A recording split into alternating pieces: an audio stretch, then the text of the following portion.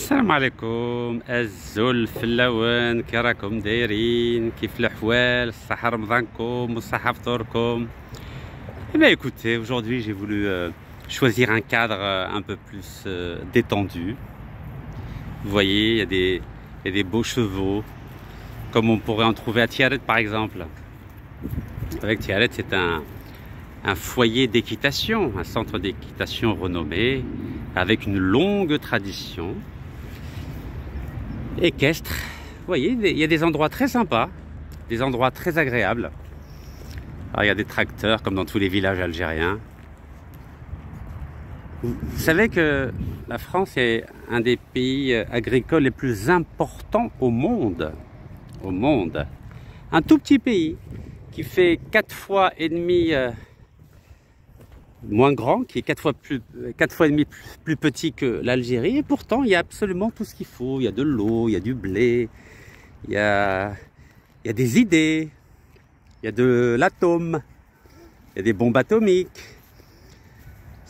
il y a beaucoup d'armes qui sont vendues partout dans le monde entier.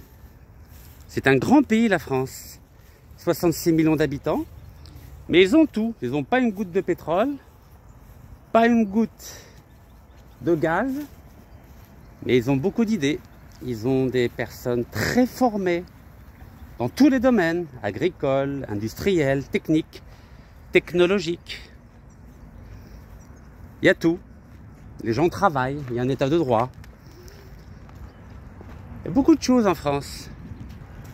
Et dans notre beau pays, 4 fois et demi plus grand que la France, du gaz, du pétrole, du fer, du phosphate, absolument des richesses phénoménales.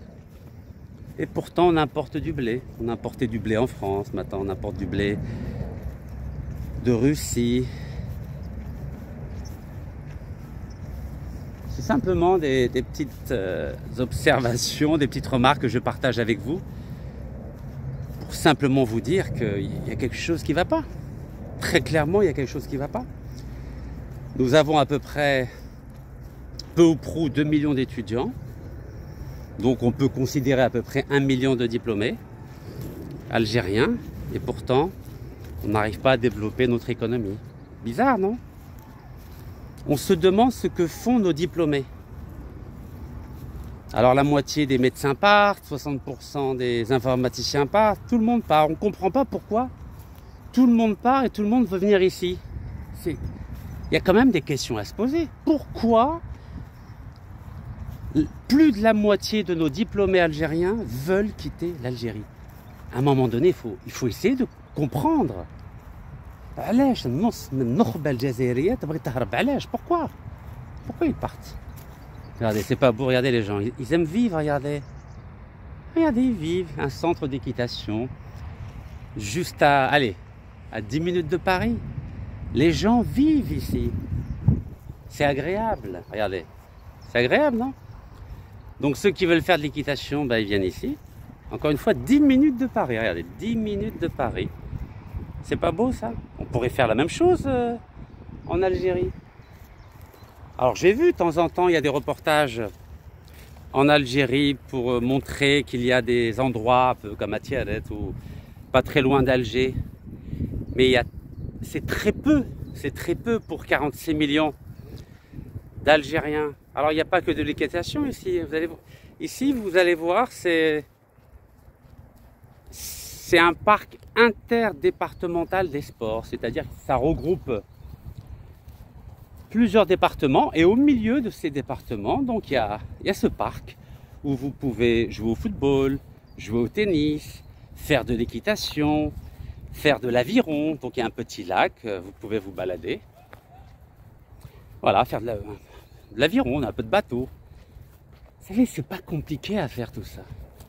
C'est vraiment pas compliqué à faire. Et je sais pas pourquoi.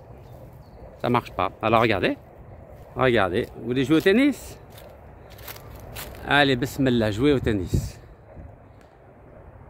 Vous voyez, les gens vivent.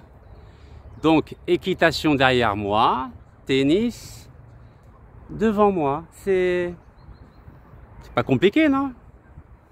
Franchement, est-ce que c'est compliqué à faire ça en Algérie? Dans dans toutes les wilayas d'Algérie, dans les 1541 communes algériennes. Est-ce que c'est compliqué de faire ça? Un peu d'équitation, un peu de tennis, un peu de football, un peu d'aviron, un peu de danse, un peu de yoga, bref, un peu de tout. C'est pas compliqué. C'est vraiment pas compliqué. Mais pour cela, il faut aimer l'Algérie, il faut aimer le peuple algérien, il faut aimer son pays et aimer son peuple plus qu'on s'aime soi-même. Ah, c'est un peu difficile. Quand on voit ce qui se passe avec Abdeslam Bouchouareb, qui a été autorisé à 2 reprises d'être ministre de l'Industrie, c'est-à-dire le cœur vaillant de notre économie, et que les services secrets algériens l'ont laissé être ministre, sans regarder son passé, sans rien. Vraiment, on se pose des questions. Regardez, voilà, là-bas, ça joue au football. Vous voyez? C'est pas beau, ça? C'est pas compliqué, non? Donc là, vous allez voir, il y a une partie promenade, vous allez lire.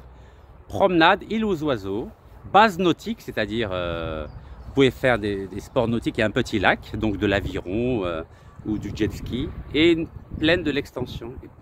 C'est très facile à faire tout ça. Il faut juste aimer l'Algérie et aimer le peuple algérien.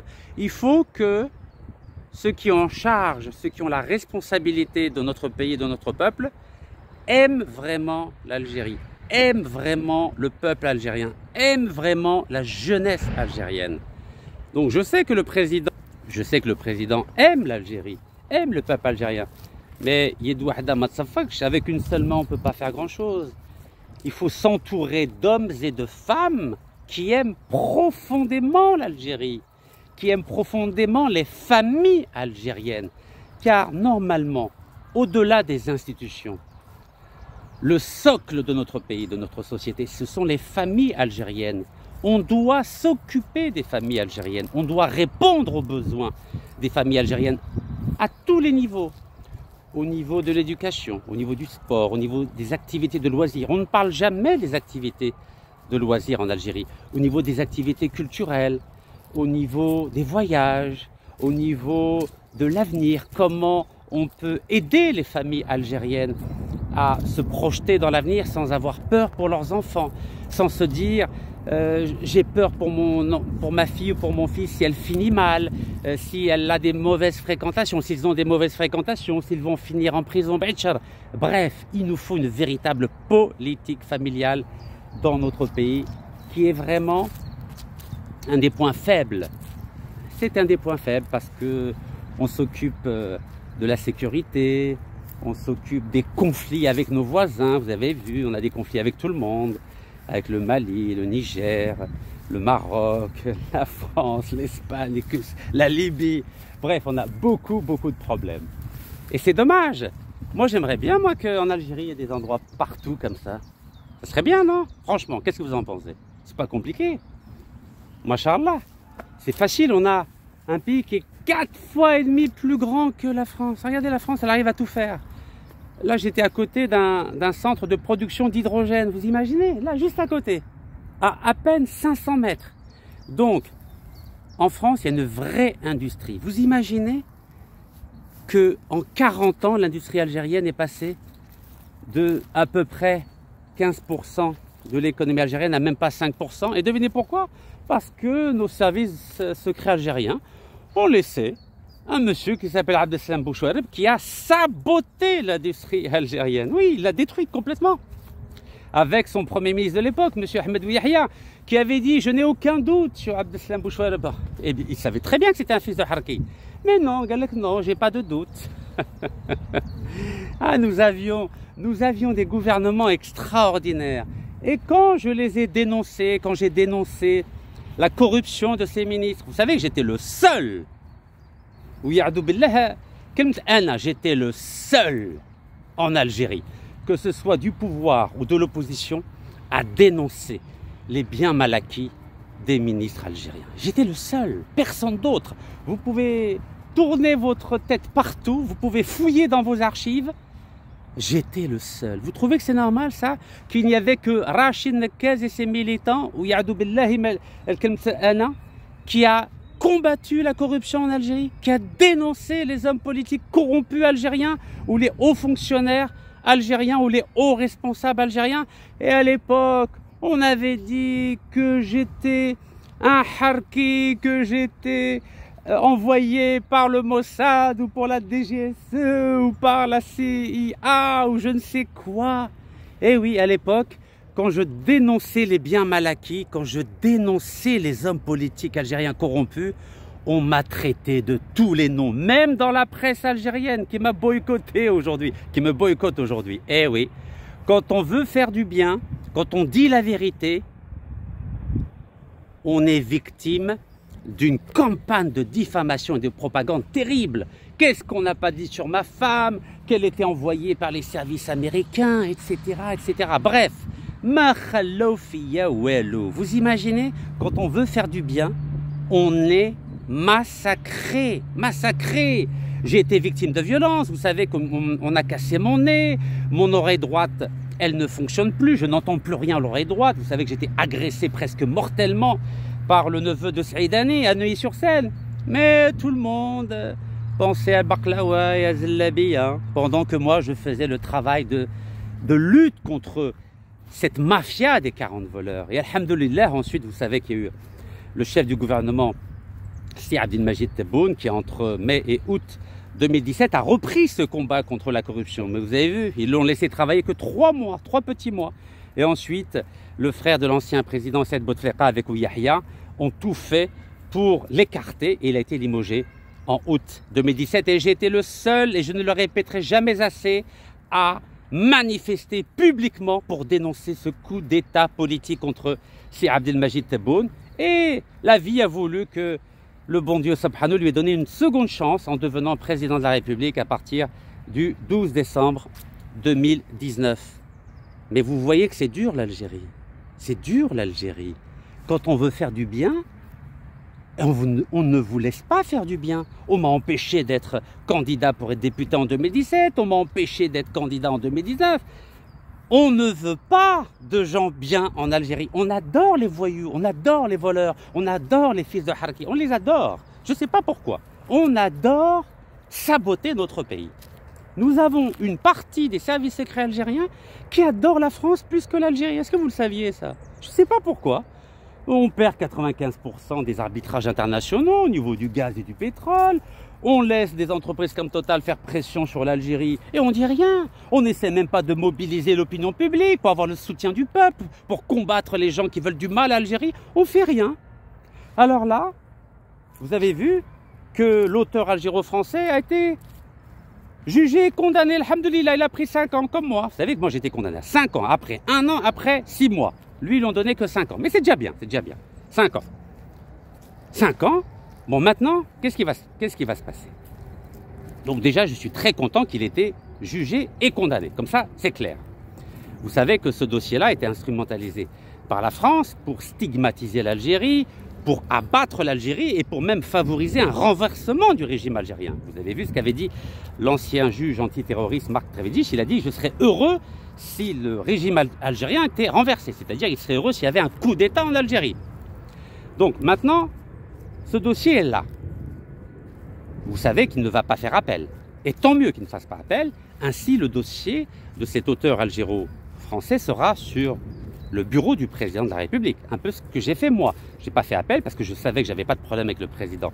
C'est Abdelmajid Tebboune. Et ensuite, vous avez vu que le 18 janvier 2023, j'ai été gracié, alhamdoulilah, pour des raisons humanitaires. Je pense que le président a cette option-là de gracier. Mais si le gracie, je ne sais pas, dans 1 semaine, dans 2 mois, dans 6 mois, mais il ne faut surtout pas qu'il quitte l'Algérie. Il faut qu'il fasse ce qu'ils m'ont fait à moi, c'est-à-dire placé en résidence surveillée. Parce que si il expulse en France, vous savez qui sera le grand vainqueur de cette histoire? Ça sera le ministre de l'Intérieur, M. Bruno Retailleau. Il va faire une belle photo avec lui et il va dire c'est grâce à moi qui ai fait pression sur l'Algérie pour libérer cet auteur algéro-français. Et nous, on ne sera ridiculisés. Donc, à mon sens, il ne faut surtout pas, si le président de la République gracie cet auteur algéro-français, qu'il quitte l'Algérie. Il faut qu'il soit placé sous résidence surveillée dans sa ville de Bombardès. avec interdiction de parler aux médias. S'il ne fait pas ça, on aura perdu la partie. Alors c'est là où j'aborde le sujet qui fâche. J'espère que nous avons des gens intelligents dans la diplomatie algérienne. J'espère que nous avons des véritables négociateurs dans la diplomatie algérienne, du niveau de Chérif Guelleh, l'ambassadeur d'Algérie à Washington et au Canada entre 63 et 67, du niveau de feu Mohamed Seddeq Ben Yahya qui a réussi à libérer les otages américains à Téhéran, en Iran, en 81. Oui, pourquoi je vous dis j'espère? Car il ne faut pas perdre de vue que la France a refusé d'extrader le ministre algérien corrompu, l'agent de normalisation avec Tel Aviv, M. Abdeslam Bouchouareb, l'ami d'Emmanuel Macron. Si nous expulsons, en tout cas si le président de la République et la justice algérienne expulsent cet auteur algéro-français, mais on n'aura rien gagné. Abdeslam Bouchouareb est en France et lui et cet auteur algéro-français sera en France. Et nous on aura gagné quoi? Walou, zéro, nada. Ça, ce scénario-là, il ne faut surtout pas qu'il arrive. Qu'est-ce que je propose à ces négociateurs algériens? C'est d'échanger cet auteur algéro-français, s'il est gracié par le président de la République, contre Abdeslam Bouchouareb. Parce que Abdeslam Bouchouareb, c'était le chef de cet auteur algéro-français lorsqu'ils étaient tous les deux au ministère de l'Industrie entre 1996 et 1997. Donc, Ras el Makla, comme on dit en arabe, c'est Bouchouareb. Il faut récupérer Bouchouareb. Et il faut faire ce que les Russes et les Américains ont fait en août dernier. Ils ont échangé 8 prisonniers russes contre 16 prisonniers américains et occidentaux. C'est comme ça qu'il faut travailler. Il faut faire comme les grandes puissances. Il faut faire un deal. Il ne faut pas montrer patte blanche. Il ne faut pas montrer que l'Algérie est faible. Car si nous montrons que l'Algérie est faible, mais personne ne va respecter l'Algérie dans le monde entier, personne ne va respecter le peuple algérien dans le monde entier. Il faut que le monde entier, notamment la France, comprenne que l'Algérie est un pays souverain.